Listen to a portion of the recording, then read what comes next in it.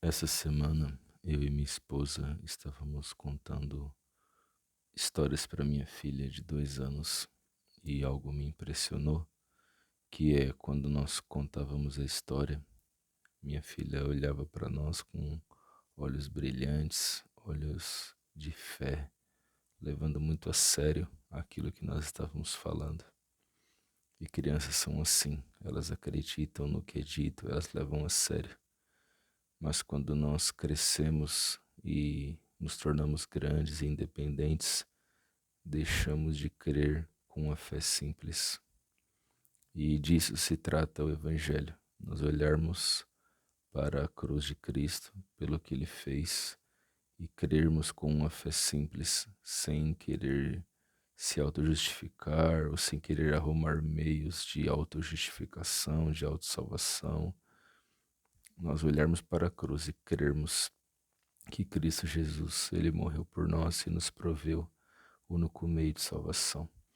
Às vezes é um pouco difícil de acreditar que a gente é salvo pelos méritos do outro, mas é porque não conhecemos quem nós somos, ou seja, totalmente indignos de salvação, totalmente não merecedores de salvação, e não sabemos quem Cristo é, totalmente perfeito, que morreu na cruz e propôs uma salvação perfeita para todo aquele que crê. Quando essa história é contada para muitos, eles olham com desconfiança, acham que somos loucos.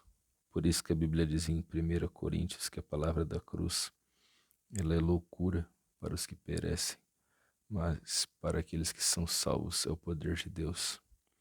Que a gente volte a brilhar os olhos com a mensagem do Evangelho, acreditar de fato nessa mensagem, na mensagem da cruz, na mensagem da salvação, que venhamos retomar aquela fé, aquela esperança, aquela crença simples e sem complicações de que Jesus é o Filho de Deus, morreu na cruz por nós e breve ele voltará.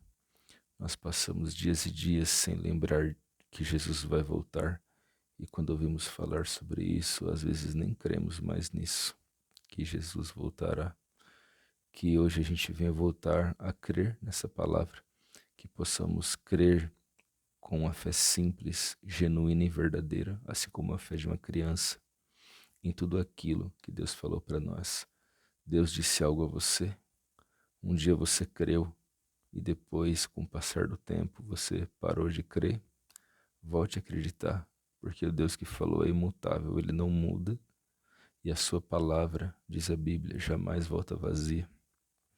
Então eu quero convidar a todos que estão me ouvindo para voltar a uma fé simples, crer de maneira simples, sem muitas complicações, sem muitos porquês, mas simplesmente crer na palavra pregada, na palavra simples, que salva tanto o doutor quanto o agricultor.